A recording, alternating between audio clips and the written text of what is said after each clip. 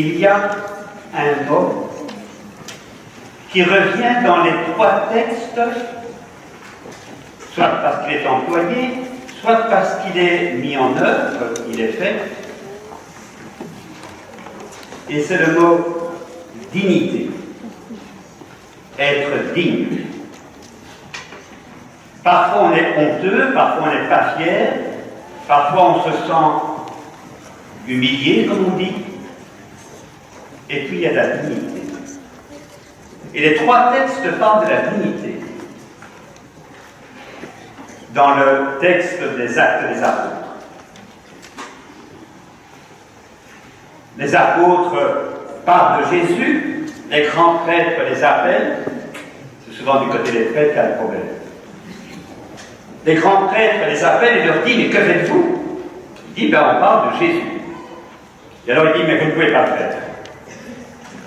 Et d'ailleurs, on va vous frapper, on va vous battre, parce qu'on bien vous faire comprendre que vous n'avez pas le droit de parler de Jésus, c'est quelqu'un que nous avons jugé et qui a été rejeté. Et ils subissent l'humiliation, on se moque d'eux, on commence à dire, ouais, ben, votre chef, il ne vaut rien du tout, d'ailleurs, la meilleure preuve, il est mort, Dieu n'est pas intervenu, on les humilie.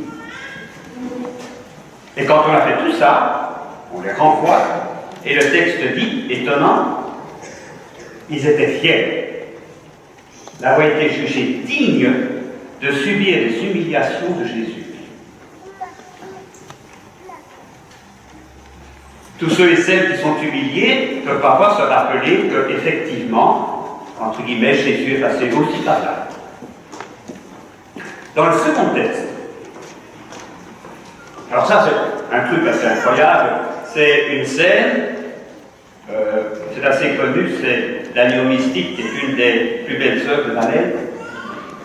Et il y a là un agneau qui est sur une sorte de trône d'autel. Et il y a tout le monde qui dit, eh bien, il est digne, l'agneau immolé. Celui aussi.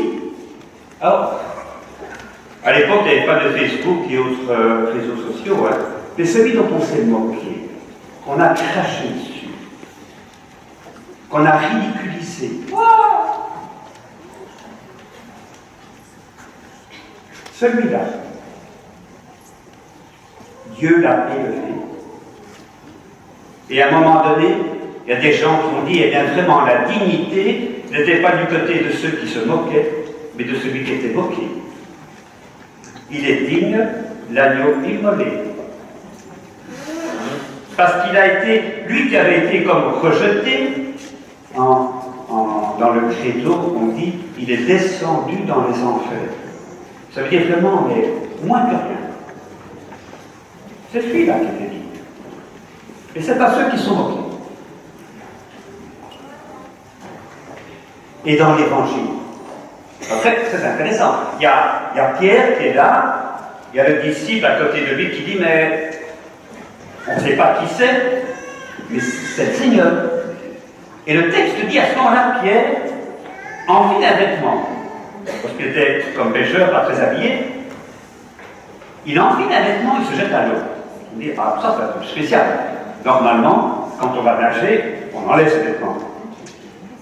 Lui, au contraire, il enfile un vêtement. Il y a une question de dignité. On dit parfois que être chrétien, c'est mettre Dieu au centre de sa vie. Ça, c'est pas bête du tout. Et en même temps, ce qui est frappant dans l'Évangile, vous savez, le mot évangile, ça veut dire en grec la bonne nouvelle. Et au fond, l'idée, c'est que ce qu'on raconte doit être une bonne nouvelle pour ceux qui l'entendent. Et Jésus commence cette bonne nouvelle par convertissez-vous, changez de vie et croyez à la bonne nouvelle. Croyez que quelque chose est bon pour vous. Qu'a fait Jésus? Au fond, ce qui est frappant, c'est que Jésus a parlé assez peu de Dieu. Par contre, ce qu'il a fait, c'était guérir des gens, relever des... Allez, il y avait des gens qui étaient paralysés, il les a remis debout. Il y avait des gens qui étaient exclus. Voilà, c'est un pestiféré, c'est un lépreux, il a la gamme. Il les a guéris. En disant non, allez. Il les a guéris. On dit même qu'il a ressuscité des morts. Ressusciter, se dit remettre debout. Il y avait des gars, ils pensaient qu'ils pouvaient. C'était plus pour eux. Ils étaient paumés de paumés, morts de mort. Il les a relevés. Chaque fois qu'il y avait un humain, un homme, une femme, qui était comme condamné, exclu, Jésus l'a relevé, lui a rendu sa dignité d'humain, de fils et de fille de Dieu.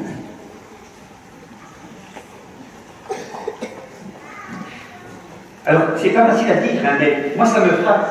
Le nombre de gens, parfois, que je rencontre, et que vous rencontrez, et qui disent à un moment donné, oh, alors, moi j'ai fait telle chose, ou on m'accuse de telle chose, ou je suis incapable de faire telle chose. Ça m'a frappé en lisant vos lettres. Il y a plusieurs enfants qui disent, moi j'ai un peu peur quand même de ne pas réussir mon année, de ne pas réussir ceci. J'ai envie de dire, on verra bien. On verra bien, allez, on va se battre. Mais, quoi qu'il se passe, tu es quelqu'un de chouette. Ça s'appelle la dignité. Tu es quelqu'un de chouette. Quoi qu'il se passe. Je vais faire un petit détour biblique. Le texte dit, à la pointe de l'aube, les disciples voient quelqu'un en face. À la pointe de l'aube, pour ceux qui connaissent un peu la Bible, c'est le récit de la Genèse. Jour premier que la lumière soit. L'homme a été créé, raconte le récit, comme fils et fille de Dieu, comme, allez, j'en fais l'image, comme jardinier du monde, comme gestionnaire de la terre. C'est bien une mission. Et l'homme qui avait cette mission-là, il était quand même la créature la plus importante. Il s'est replié sur lui-même. Il a dit, c'est moi le patron. Il n'a pas vu qu'il y avait des limites à respecter. Il a dit, la terre est à moi, j'en fais ce que je veux. Je cite, il a été prendre la pomme, entre guillemets, façon de comprendre, il n'a rien respecté. Alors Dieu a pu dire, ben voilà, écoute, car on ne sait pas vivre ensemble. Il a perdu sa dignité.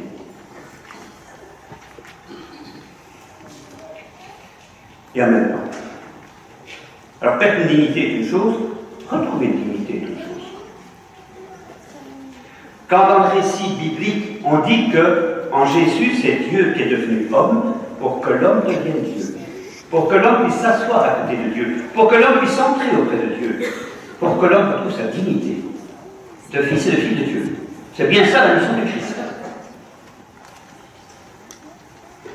Dans l'histoire du fils prodigue, si vous vous souvenez, hein, le jeune garçon qui a été fait 400 coups, celui qui revient vers le Père, j'ai presque envie de dire c'est d'abord Jésus. Et c'est nous avec. Et il y a quelqu'un qui nous ouvre les bras, qui dit mais je vous attends, vous avez un copain. Viens.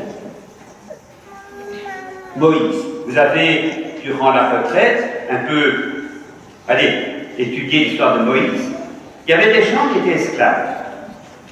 Et j'ai envie de dire qu'on les utilisait comme des choses, comme des outils, pour construire comme dit la Bible, des tombeaux, des pyramides. Elles étaient sans doute déjà construites avant, mais c'est quand même fabuleux que des gens passent leur vie à être des outils pour construire des tombeaux. Alors, le pharaon était un dieu. Les Égyptiens étaient bourrés de Dieu. Ceci dit, nous aussi on est bourrés de Dieu. Hein. Un certain stop. Ça me frappe très fort d'ailleurs. Hein. Certains d'entre vous demandent la force. Et toute la question, c'est quelle force? Est-ce que c'est la force de Game qui peut dire on est les champions?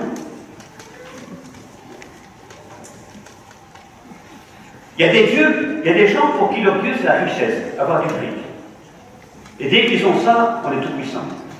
Il y a des gens pour qui Dieu c'est avoir la maîtrise, Je peux faire ce que je veux. J'ai la science, j'ai l'argent, j'ai la technique. La maîtrise de quoi? Ou de qui? Alors c'est fabuleux. Il y a des gens pour qui la puissance, moi j'ai une grande puissance, je peux envoyer une bombe atomique. Tu dis, ok, ça c'est la puissance de détruire. Ça c'est facile. Bon. Mais la puissance de faire naître, la puissance de refaire. Même entre vous, hein, quand vous avez une amie de votre âge qui est en train de pleurer, qui est très triste, il faut une fameuse puissance parfois pour lui rendre un peu. Ne vous trompez pas Dieu. Hein. Quand vous mettez Dieu au centre, il y a de toute façon des dieux au centre. Quel est le Dieu qui est au centre de votre vie? Ça, c'est la question que je poserai. Et c'est vrai pour tout le monde. Entre guillemets, croyant ou incroyant. Quel est notre Dieu? Quels sont nos dieux?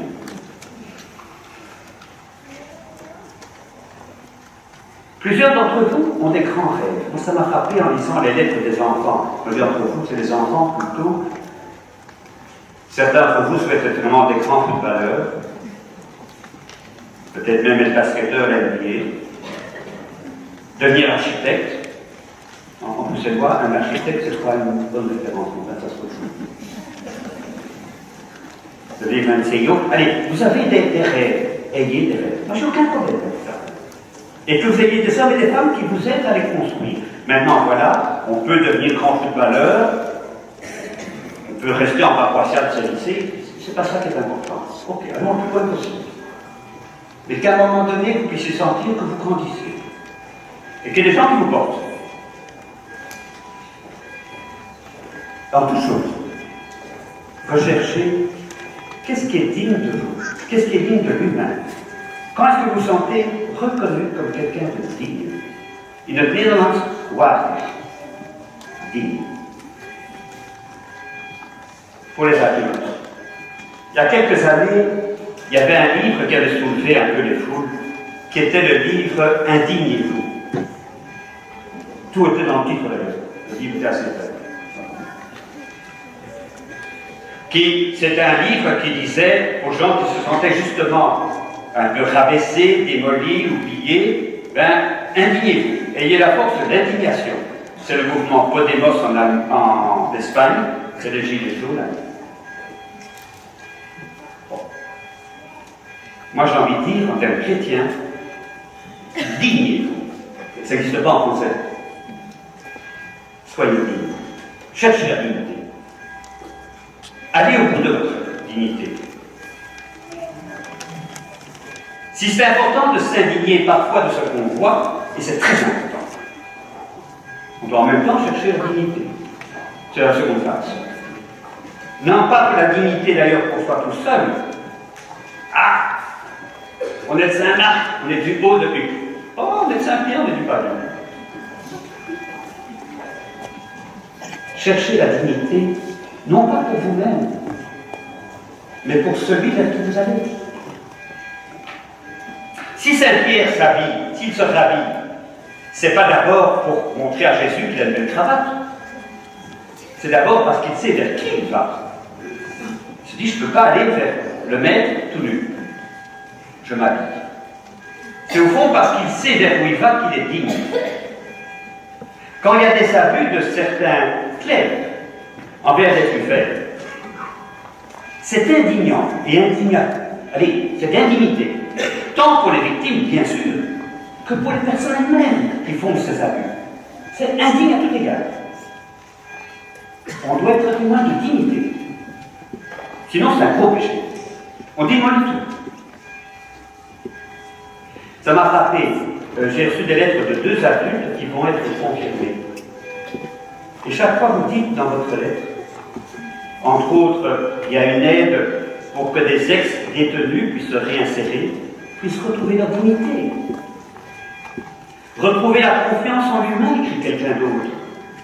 Sentir qu'on peut faire confiance en l'homme. C'est très facile de démolir l'humain. C'est très facile de dire qu'on est des brutes et des primitifs. Au fond, c'est pas faux, hein. Mais qu'est-ce qu'on a gagné avec ça?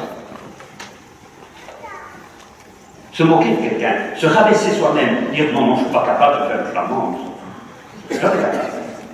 Ou écrire un texte en français sans faire de faute d'orthographe, jamais capable. Et tout le monde dit, wow, c'est un vrai vraiment une cloche. Ça passe. Non, non. Relever. Et ça attache tout le monde. Quand Jésus est mort, la croix l'a détruit, et a détruit son corps une fois pour toutes. Ce qu'on détruit est détruit. Jésus étant mort, il n'a plus pu physiquement revenir sur les chemins comme ça. Et en même temps, dit le texte, il a été élevé à la droite de Dieu. C'est vrai que l'humanité est capable de détruire et d'abîmer, bien sûr. Et ça, c'est indignant. Et l'humanité est capable de relever, de remettre debout. C'est ce que Jésus a fait. Il est mort, descendu aux enfers, de là, il est monté. Quelqu'un dit c'est l'ascension qui est presque la plus belle des choses.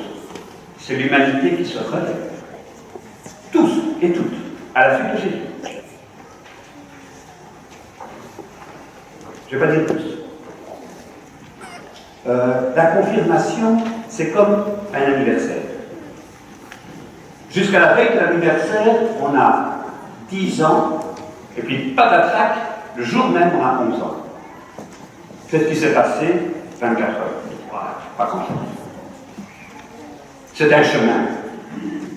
Et dans ce sens-là, vous les parents, vous la communauté chrétienne, vous les jeunes, vous les adultes, sur ce chemin, on s'arrête un petit moment pour célébrer, entre guillemets, la fête de votre confirmation. Continuez le chemin. N'ayez jamais de crainte. Vous avez en vous l'esprit de sagesse, vous avez en vous l'esprit d'intelligence. Le monde a besoin d'hommes et de femmes qui soient témoins de la grandeur de l'homme qui marche avec Dieu, ou de Dieu qui est en l'homme. Moi je dirais, soyons témoins de cette unité et essayons de la faire grandir. C'est ça, être berger de l'humanité.